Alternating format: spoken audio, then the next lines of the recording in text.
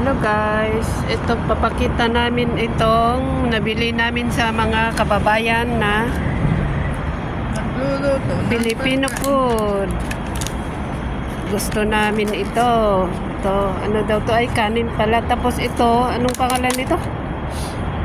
mga palaman, minced fish with deep fry minced fish. Oh, tsaka talong. Ito, tapos Ito yun, madidating na pwede. ito daw, dinengdeng.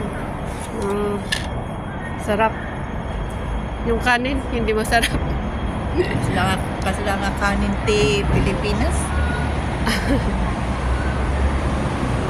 Kain na po tayo. Oh, sarap. Kain na po.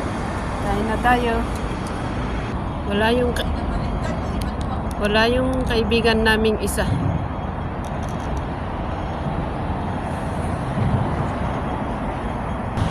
Kain tayo.